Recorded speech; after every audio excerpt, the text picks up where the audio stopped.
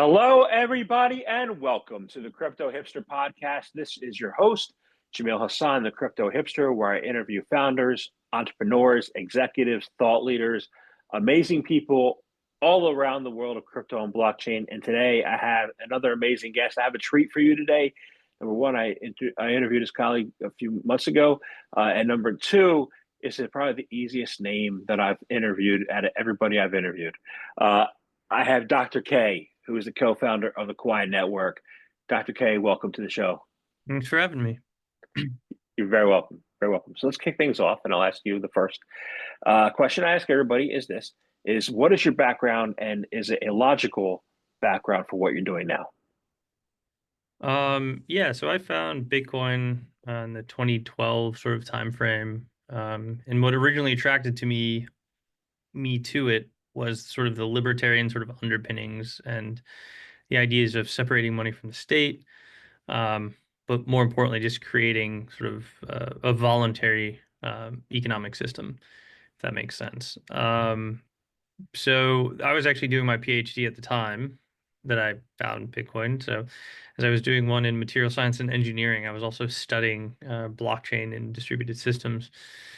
Once I graduated in 17, I went to work for Consensus, worked there for about a year, and then at a spin out called Grid Plus, where I designed and built and brought to market the Lattice One hardware wallet. The point of that was to create a wallet that was both secure but also sort of abstracted crypto so that you could have a UI UX experience that would allow for mass adoption, specifically abstracting seed phrases to smart cards. So Lattice One's kind of this device that you plug smart cards into, and you can sort of use crypto like a smart card in a pin. As I was doing that, I realized that potentially the bigger limitation was actually the scalability of the blockchains themselves if you're trying to use them transactionally. And I came up with the idea of a proof of work scaling mechanism through a hierarchy of merge mined blockchains. I proposed the idea to someone that I knew at UT, prof, and he got together sort of a group of students and it sort of turned into a research project on the side. Eventually got some National Science Foundation funding, worked on that for a couple years, and then started working on implementing it full time in 2022. So it took us about 3 years to sort of write an implementation um, of sort of that research we had done. There were other things that also happened in those 3 years. We came up with sort of the monetary two token system of having Quai and Chi. Um, we also came up with Poem, which was the sort of consensus mechanism that's required to do the hierarchy of merge mined blockchains.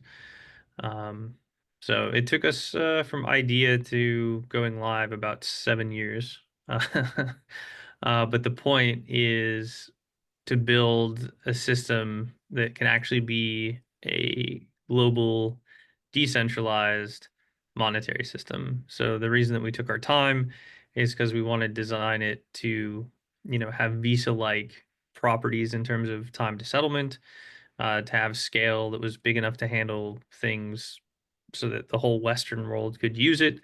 And when I say Western, I mean the whole world. It's just I should rather say the whole world that has access to smartphones and the internet, I guess, is kind of the design criteria. And then also so that it had some privacy properties with Chi, and that it had a sustainable sort of economic system with sort of the two token Quai Chi relationship. So we decided that we wanted to build all of those features in before launching. And so we completed everything before we actually launched the network, which is a not commonly followed path. Most times projects launch and then their product is a roadmap. Our product is the product. So there's no real roadmap here. Everything is done. It's just now using the protocol, building the protocol, and getting it adopted. Got it. So let's talk about the protocol. What is Quai Network all about, including your vision, your mission? Yeah, so it's to build a decentralized global monetary system. So fundamentally, when Satoshi wrote the white paper, he called it peer-to-peer electronic cash. Um, in the interceding 15 years, I think it's pretty apparent that Bitcoin has failed in accomplishing that goal. It is, by Bitcoin maxis even described as digital gold at this point. And that's fine, but that's also sort of admitting failure in developing P2P electronic cash. So there's some questions too in my mind. Is the Bitcoin concept economically sustainable in terms of miners over time, inflation somebody's dropping, revenues not rising because transaction throughput is somewhat limited. Um, but the fundamental goal is to sort of ameliorate the shortcomings of Bitcoin, which causes it to be digital gold and not peer-to-peer electronic cash. Um, so to do that, we realized that to create a sustainable monetary system, you actually have to have two tokens. You need one that wants to be hoarded. You need one that wants to be spent. So one that encourages velocity so you can generate transaction fees. So in our system, we have two tokens. Quai is an EVM compatible token. It's smart contracts. It's meant to be the store of value in the system, so akin to sort of Bitcoin's digital gold, I guess. And then the other token, Chi, we call an energy dollar, and its purpose is to create a unit of account in the system. So Chi has relatively stable purchasing power over time. It's what we would call a stablecoin alternative, but it's a flat coin whose price is sort of related to the energy cost of producing a Chi. And then it also has can function as a medium of exchange because it has cash-like privacy properties. So with those sort of two tokens, you can get the three properties of a monetary system: a store of value, a unit of account, and a medium of exchange, all in one system with no sort of dependencies on the traditional financial rails. So if you look at like a Bitcoin or Ethereum and you say, what's wrong with USDC? What's wrong with USDC is that they're deposits in the traditional banks, and they're just receipts that sort of circulate on the blockchains. So anyone that holds USDC has issuer risk, they have custodial risk, they have inflationary risk. It's censored, it's trackable, and it's confiscatable. So we've sort of removed every property that we like or initially wanted blockchains to have from that system by using something like USDC. But the market has told us very obviously, by the fact that 70% of transactions by value are currently in US denominated stables, that you need to have a stable token in the system.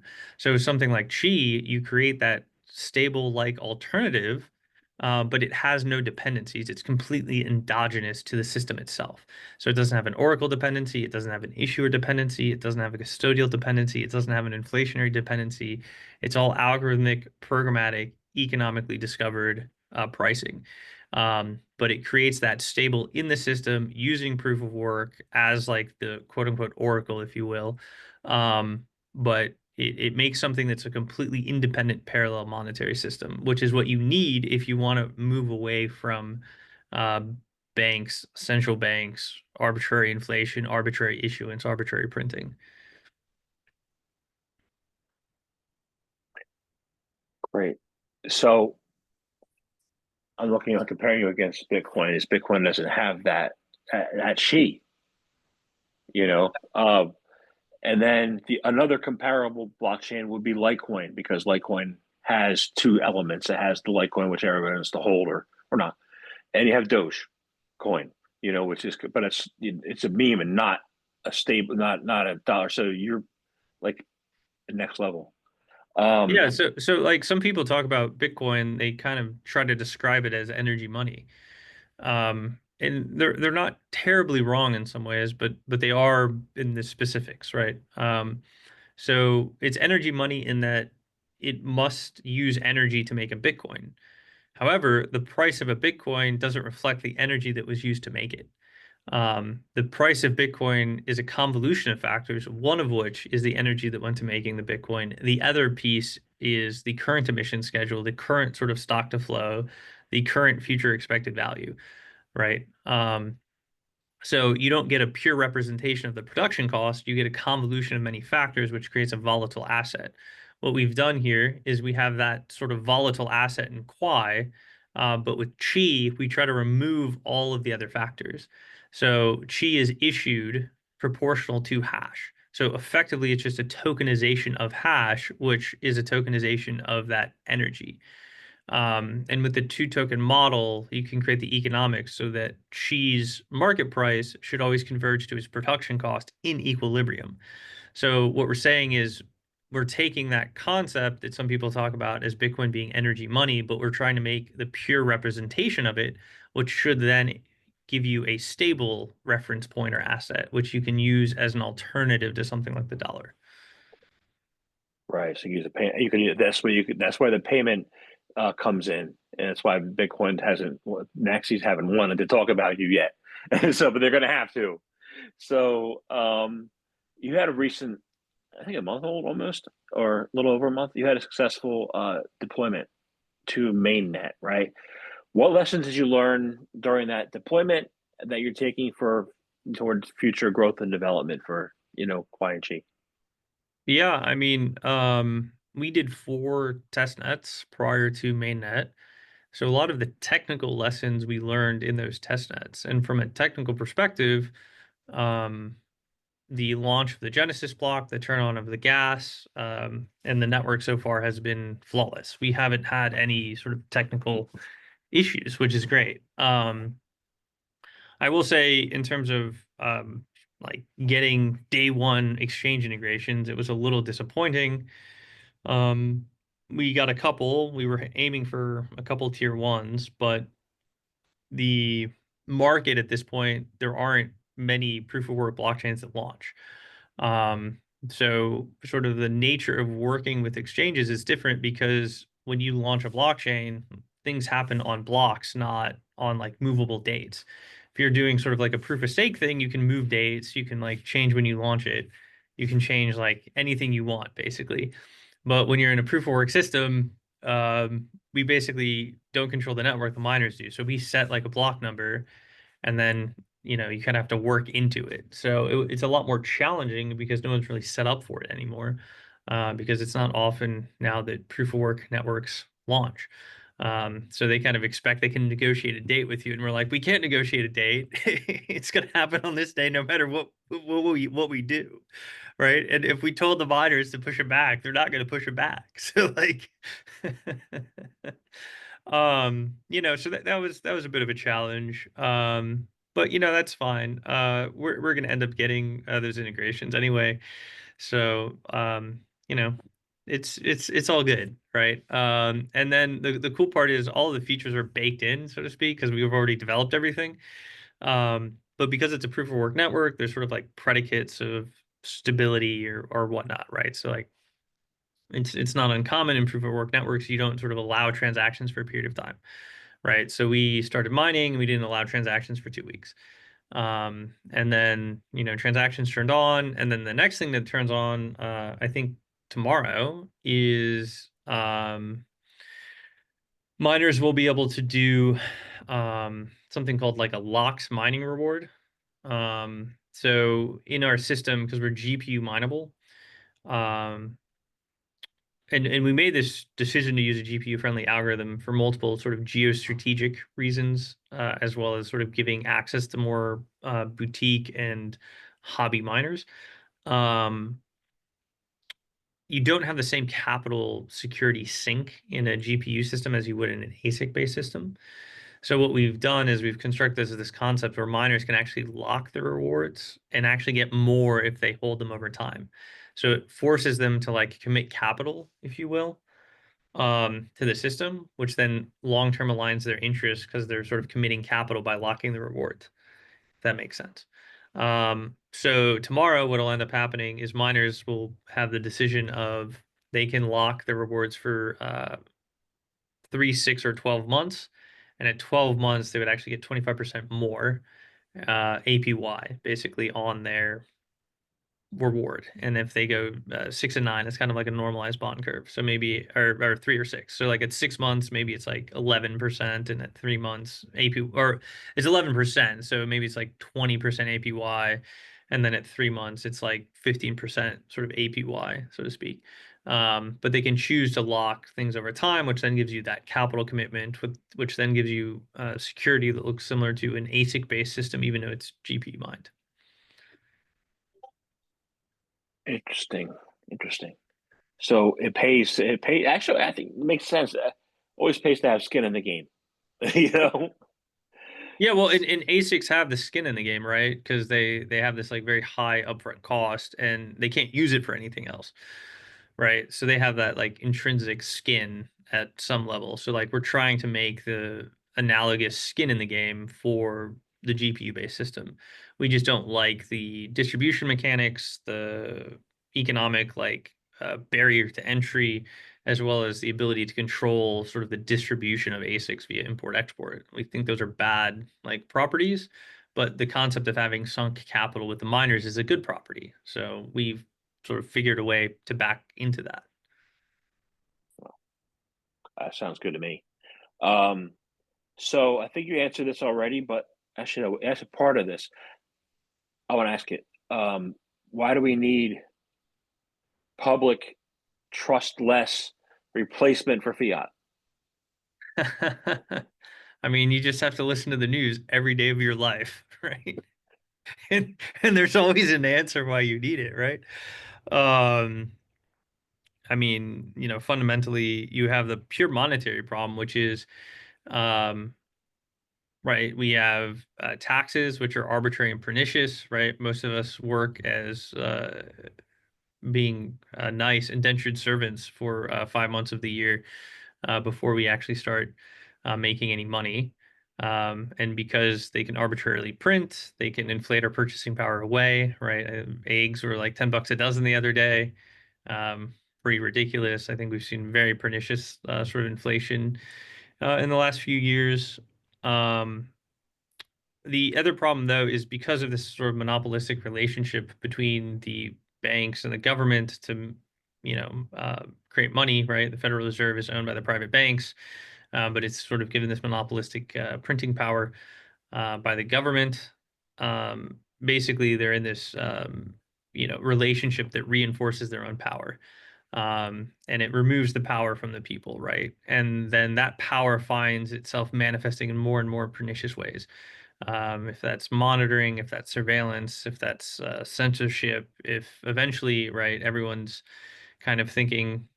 If you look at just current political policy, right, they try to use the economics of having that monopolistic power to favor certain groups, ideas, or technologies, right? Um, that's pretty obvious. Um, but the thing that's like more, I think, pernicious. The best example isn't actually originating from America, though we're not far off. Is in Canada, you had those trucker protests. Are you familiar with this? Yep. Right. So, just to give like some background, I think this was 2023. So this was like very late, sort of in sort of the COVID um, narrative, if you will. Um, the Canadian government wanted to mandate vaccines for truckers in Canada that like work alone in a truck. The truckers were like, we don't like this. So they went to the Capitol, they parked their trucks, they peacefully petitioned their supposedly democratically elected government to allow them to have some degree of bodily autonomy.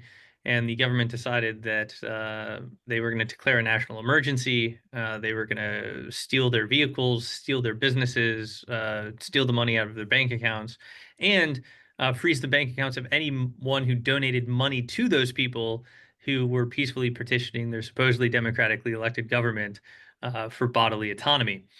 Um, so like right there is a pretty Orwellian outcome that happened over something that ended up having a very low mortality rate in most of the healthy demographics. So I think right there, like if you're like if you're if you're somebody who's aware and independently thinking, I mean that's pretty terrifying in terms of what that is. But that is telling you why you need money independent of the state. You need money that they can censor, that they can control, so they can just arbitrarily create a national emergency and sort of steal all of your money because you disagree with them. Um, right? It's kind of a predicate for us to remain uh, free, independent individuals in a digital society, I think is the statement. And there's a lot of evidence that if we don't create systems that are perfectly decentralized, that they can't control, they can't arbitrarily confiscate, that we're going to end up in an Orwellian panopticon, not as free individuals. So I don't think the digital component of society is going away. I don't think that we're going to move away from this concept of digital currency in some format. So the important piece is making a digital currency which reinforces the liberties of individuals, not the sort of monopoly and the sort of fascism of the state. Yeah, it sounds good to me. So you're looking, you are creating or have created a better form of money, right?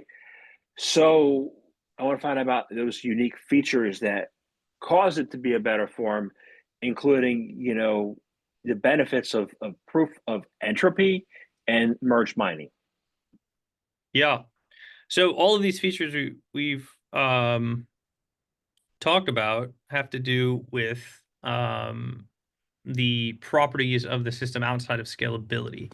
So the thing that the that makes the system worthwhile, that makes it more than just a proof of concept, is that you can actually go to scale with it. So originally, when sort of I came up with this idea, it was around sort of this engineering concept of how do you scale a proof of work blockchain. So how do you shard state without sharding work? Can we create subnets to reduce latencies, so on and so forth? And so we sort of built this system to just sort of answer the question of how do you scale using relatively known techniques for, you know, systems, right? The merge mining concept was sort of the original sort of concept that was needed for that. And that's why it's a merge mined hierarchy of chains. So effectively what that does is allows you to have sort of many chains that sort of can asynchronously progress, but then periodically synchronously reference each other through this merge mining process, where they produce these coincident blocks, which effectively create a sort of higher blockchain. We call it a dominant blockchain that has blocks that are shared in the subordinate blockchains that have sort of a common um, hash, and so you create sort of objective hash linked references between the chains. That was like the original kind of concept. Now, once we built that system, what we realized is that the choice in that system was very difficult, in terms of if I have two chains that are, so we have a sort of like a three-layer hierarchy. So you have primes, you have regions, you have zones. Prime and region are header chains, and then the zones are kind of like your state chains. Um, and so what ends up happening is as you're mining along in a zone, just statistically, you get these coincident blocks. So you kind of have this zone threshold difficulty, and let's say it's 20 bits. And then you sort of get lucky, you'll find a block that meets the zone difficulty, but it also meets the region difficulty, which we'll say is like 25 bits. So you find 5 extra sort of zeros, in the binary field, and you sort of meet the region difficulty requirement. What you have found now is a region and zone block. So we call this a coincident block. And this is sort of how the zones can coordinate state. But there can be contention then set up in the question of, if I found sort of a region block out of zone one, and it has another region block was found in zone two, I can potentially create a conflict here about sort of which one I want to pick, right? So effectively what you need with POEM, or proof of entropy minima, is it gives us a causally invariant, which also just means deterministic, uh, mechanism of choosing those tips, or choosing those chains which are heaviest, and it works no matter how many chains we have.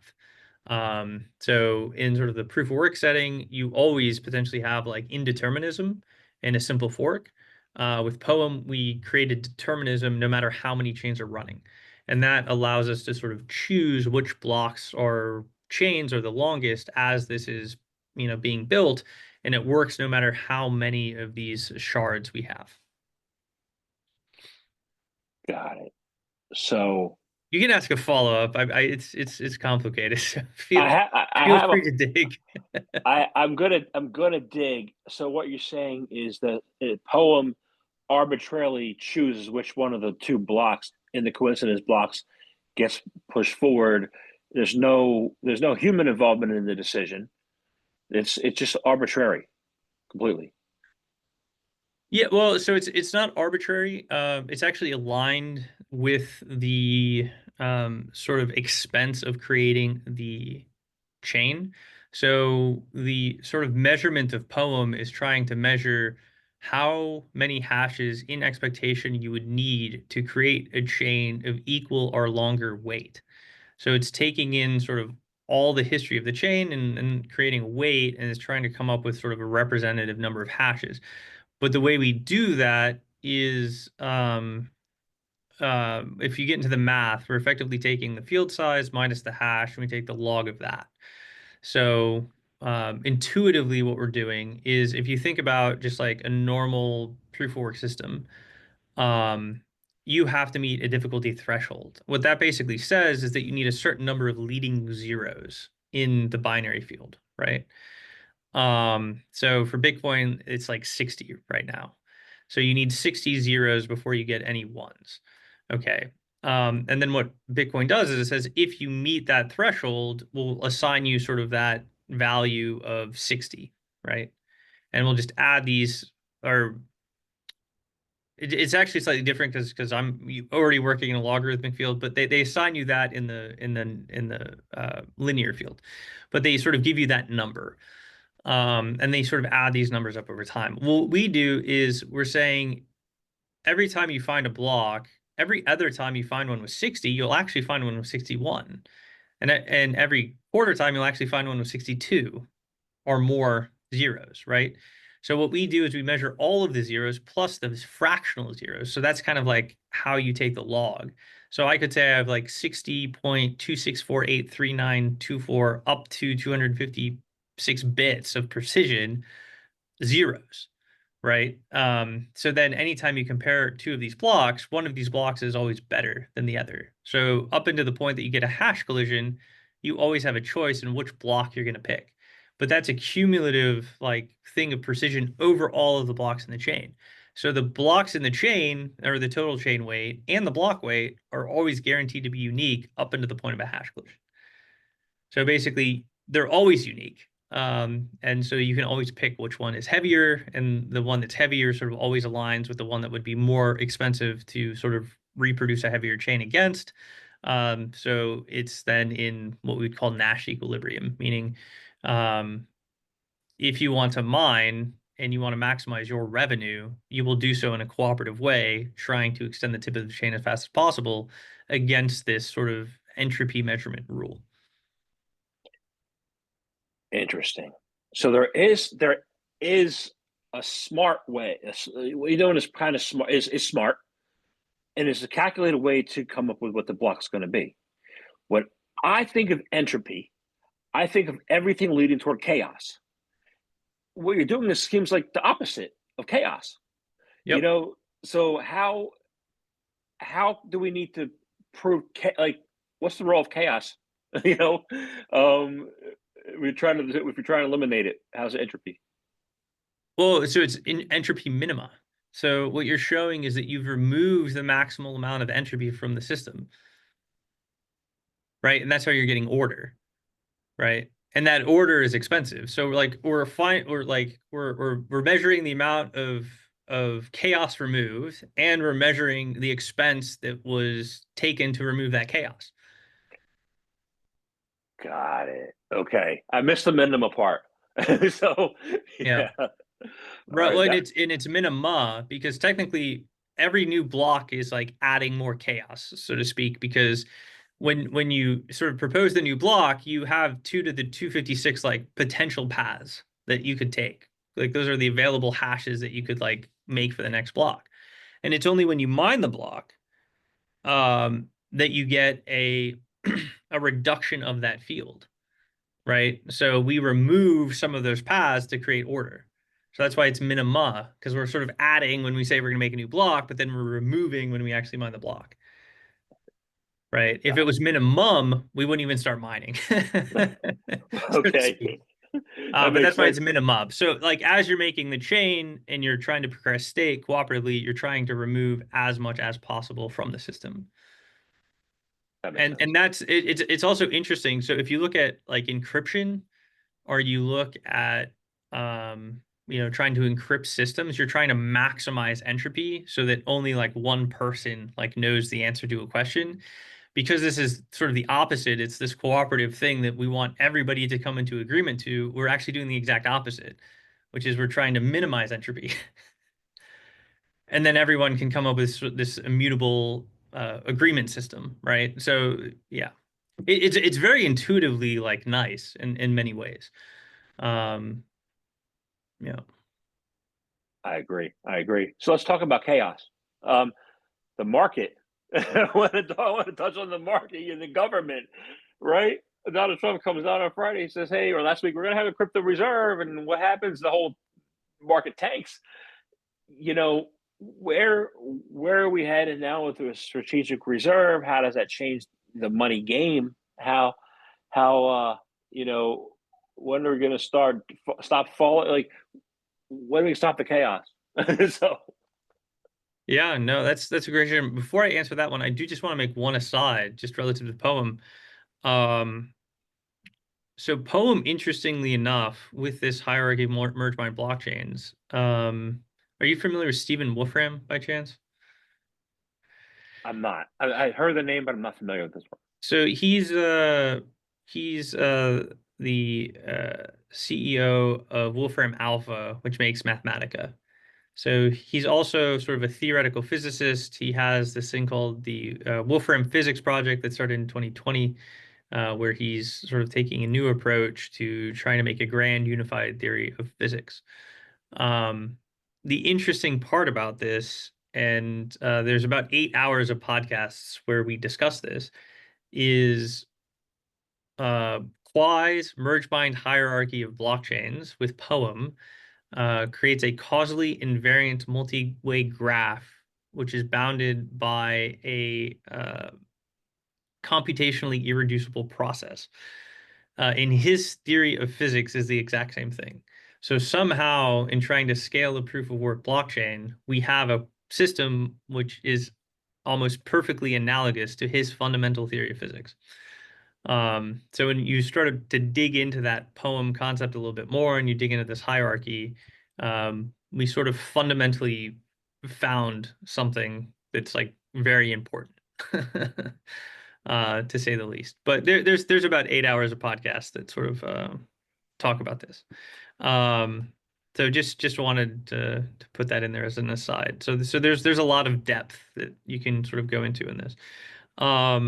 In terms of the strategic reserve, I think it's cool that it sort of validates, crypto in some ways, but I also think it invalidates crypto in other ways, right? Originally, Bitcoin was meant to be the money independent of the state, and because we sort of failed to scale or create, P2P electronic cash, everyone is very excited that the state is now endorsing the system.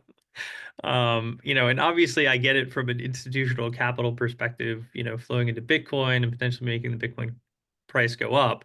But simultaneously, we're also setting up ourselves for a system in which Bitcoin becomes captured by the likes of, BlackRock, Fidelity, Michael Saylor, and potentially the government itself, right? So, in the same way that the LBMA, London Bullions and Metal Association, kind of controls the gold market, I fear that the powers that be might figure out how to do the same thing to the Bitcoin market. Um, so Interesting. I got to tell you, undergrad, I studied geophysics. It was one of my liberal arts concentrations, but like I remember that, so I could look at Steven's stuff and see if I can like make sense out of it. But I'll do that. So, yeah, um, yeah. So I want to thank you very much for speaking with me today. This has been very enjoyable and educational for me, and I hope for everybody listening. So I have one last question. It's an easiest one. It's how can people find out more information about the Quiet Network, about you, about your works? How can they do that? yeah. So I mean, you can go to our website, qu.ai, just Quai. Love that domain. Um, we have a section on the docs. In those docs, you can learn how to mine. You can run your own node to mine. You can participate in a pool to mine. We have about 10 different pools integrated, including F2 pool, hero miners, etc. You can also cloud mine. So we have like one-click deployments with IONet, Floor, Akash. So very accessible ways to participate, in the network as a node and a miner. Um, there's also documentation on how to develop and deploy applications. We're EVM compatible, so it's pretty easy to deploy. You just need to kind of use our version of Hard Hat. But most things port over one-to-one. And then if you're interested in sort of the physics, there's also a link to sort of our academic papers and security proofs in there as well. If you want to follow me on Twitter, my handle is Mechanical K, spelled Kalk at the end. Yeah, and then we also have a cool YouTube channel that has a bunch of content, some of the Stephen Wolfram content, and then also just educational content that I've made over the last year, talking about sort of all the different features that we've added to Quai to not only make a sustainable economic system, but also all the technical mechanisms for how we make it DDoS resilient and scalable. So there's probably a couple hundred hours of content to dig into if anyone's interested. Awesome. Thank you very much for your time today. Yep, appreciate it.